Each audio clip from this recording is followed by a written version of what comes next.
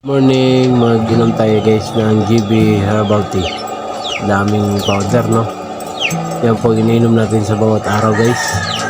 Kaya wala pa tayong takot kumain sa anuman ng mga kinakain natin dahil kaya naman ilabas ang mga masasamang nakain natin.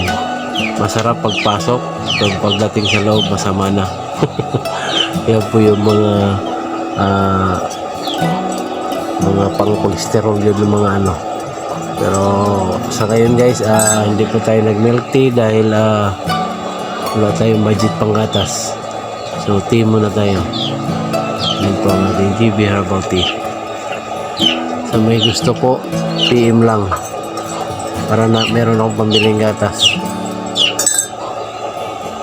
Pure po na guys. So, ayan po ang ating GB Herbal Tea. Ayan po ang powder na tinitimpla natin.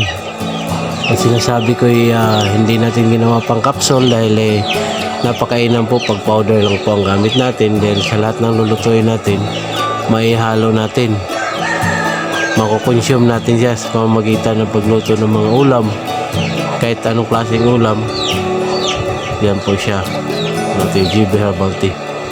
So, daig pa po ang capsule niyan dahil po nainom mo na po yung yung herbal na nakain mo.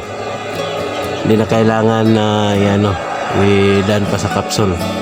Pero darating ang panahon, gagawa tayo ng capsule niyan, ang ating GB Herbal Tea. So, ayan na po. Makikita niyo po yung ayan ang tea, tingnan niyo. Halos mga lahati po yung Kasi yung powder natin pag nailagay po, konti lang po yan, 2 kutsara lang po nito dahil malaki naman itong baso kung ininom. Yan. Meron na pong kasamang kutsara yan, pantakal. So 2 yan sa ganitong laki baso, napakalaki naman itong baso ito. Nasa na to, 50 ml siguro to o 300 ml. So yan po siya.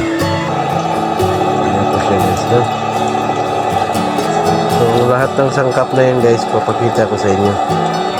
Yun po ang lahat ng sangkap: malunggay, saluyot, banabat, tanglad, bayabas, avocado.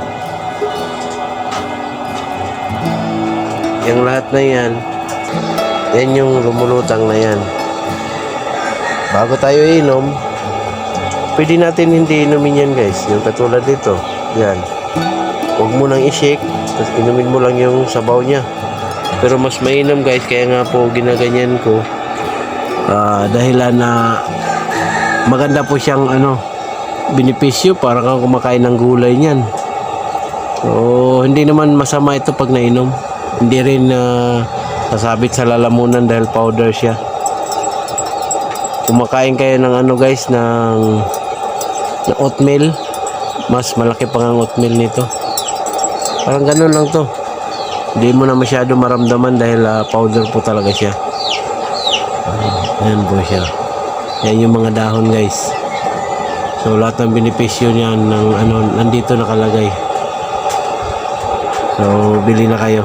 Salamat sa nanonood at good morning sa lahat. Ingat-ingat po tayo.